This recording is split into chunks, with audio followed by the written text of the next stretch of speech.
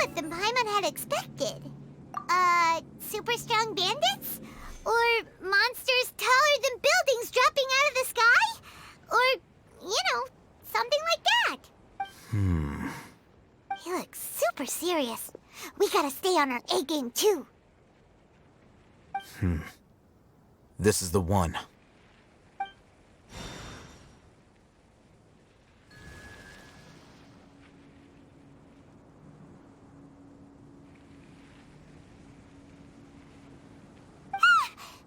Let's go in and take a look.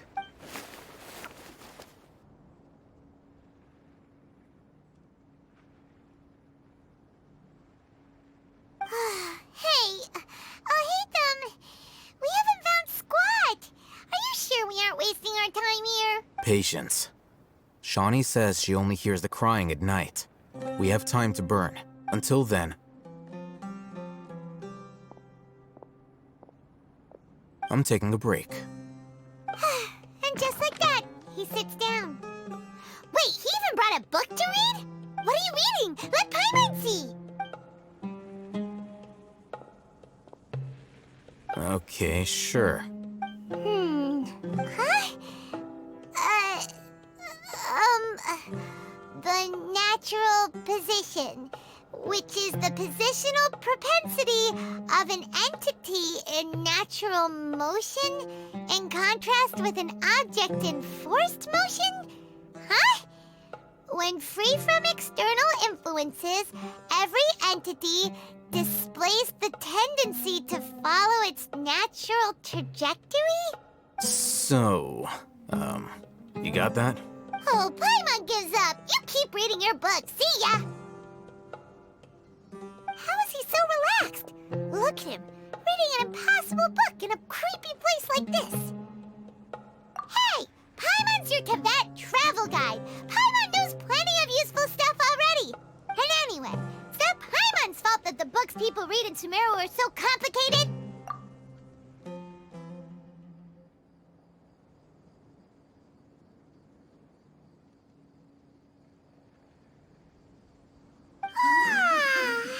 Paimon's getting so sleepy. Huh? What was that sound? There it is. It's coming from that direction.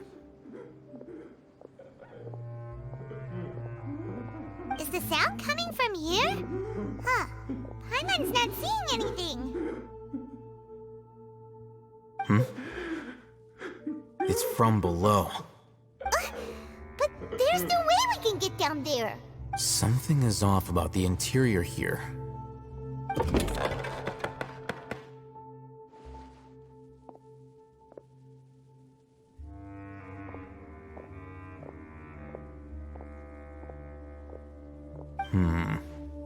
As I thought, there's a hidden structure.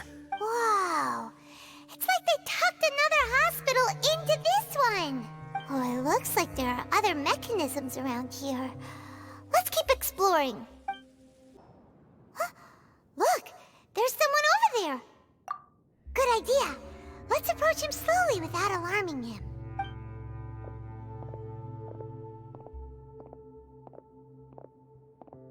Wait.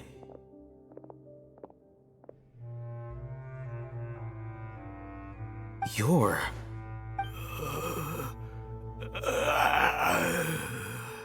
He can't speak, and his eyes are unfocused. But he looks too young to be anyone's grandfather. Also, why is he the only one here? Didn't expect to see him here. You know him? He's Razak, a senior of mine at the Akademiya. He's a scholar too? Is he the kind that holes up in a forest and mumbles stuff about training? No. And that's the problem. Razak was never involved in any of those things. He never trained in the forest, let alone reach Satyavada life. Leaving that question aside for the moment, him being here alone means that we might be too late. Looks like they've already taken everyone away. For whatever reason, they left Razak here. Perhaps they simply didn't have time to come back for him. There are drag marks on the ground. They're clearer by the doorway. Someone was forcefully drawing a cart that was loaded with something heavy. loaded with people? That is one possibility. It looks like they were in a hurry, as if they were afraid of being caught. In their haste, they failed to notice Razak hiding in a corner.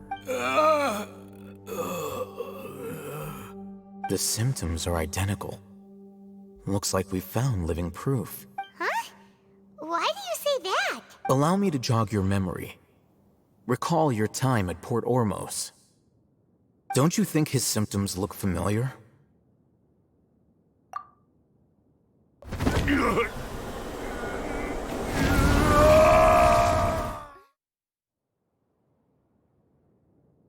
Oh, now that you mention it, they're acting the same way. Correct. The Akademiya is behind all of this. It isn't difficult to deduce their rationale. First, the Akademiya spread a false rumor of the Scarlet King's resurrection, emphasizing the role of the village keepers, the mad scholars who were exiled to Aru village. These rumors were all the persuasion that the radicals needed, and those based in Aru village leapt into action. Unbeknownst to them, of course, through rounding up the scholars, they were actually helping the Akademiya. As well as being able to exploit the radicals for their own ends, this scheme has one further advantage to the Akademiya. All the risks and responsibilities are offloaded onto the Scarlet King's followers. Life for the desert dwellers has been brutal ever since the Scarlet King's death all those years ago. Beneath the surface, feelings of desperation are widespread. Many would give everything they have for the prospect of something better. Anyone looking to exploit that for their own ends simply needs to make a few empty promises.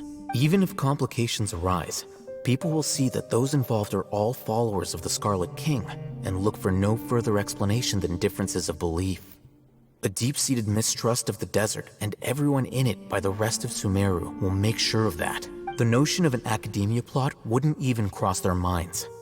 It may seem like a simple strategy, but it is able to work wonders under Sumeru's current circumstances. Oh, that makes a lot of sense. It's in line with the village chief's theory, too. But there's still one very important question. Wasn't it the Akademiya that brought the scholars to Aru village in the first place? Why does it want them back now? Throughout this process, one thing has changed. The scholars' identity.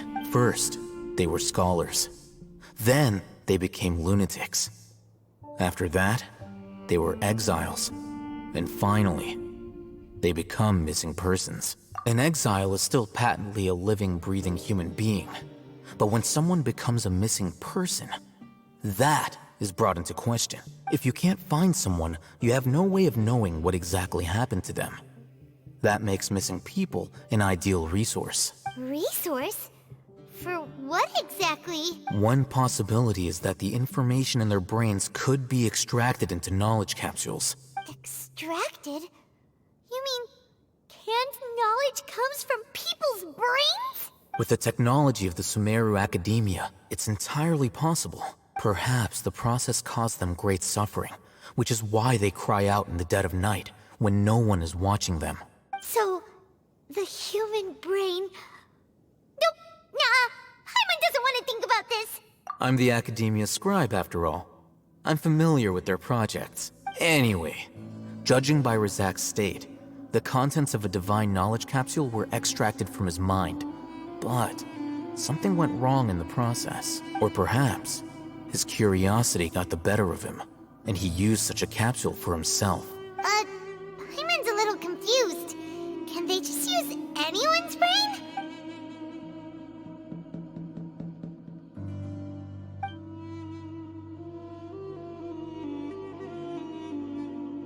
The look on your face tells me you've realized the answer. That's right. To some scholars, gaining knowledge about the gods is their entire life's pursuit. Extracting canned knowledge is just one of the extreme measures they turn to. However, I can't help but wonder, what do they seek to gain from divine knowledge? The Akademiya is going out of their way to look for forbidden knowledge, but what is their ultimate goal? I've spent quite some time trying to analyze the contents of the divine knowledge capsule, but to no avail. It seems like my way of thinking is too different from theirs. You mean you're not even slightly interested in getting your hands on this forbidden stuff? All scholars seek to expand the horizons of knowledge, but I'm not particularly interested in gods, so I don't share their degree of zealotry. Extracting information from people as if they were lifeless objects? If this is the direction of academic progress, then the Akademiya may as well shut its doors. Sounds like you're really against all this. Of course. The Akademiya's actions run contrary to their rules. Whether it be academics or knowledge, everything has its boundaries. If those lines are crossed, the rules and order that govern everything in the world will be destroyed. This matter needs to be corrected, just like fixing a typo in a book. Wait, didn't you step in to help because you felt sympathy for those poor people? Not to be callous, but no. My criteria are a little more restrictive than that. There is no shortage of suffering in Sumeru, and the same can be said for the rest of Teyvat as well. What do you plan to do about that? Save every last person? Probably not. Paimon's not sure. You can say that. Simply put, I don't blindly place my faith into strength or heroism. I do what I want. The Divine Knowledge Capsule is something I want to investigate in full. That doesn't mean I'm willing to take action for the sake of a few strangers.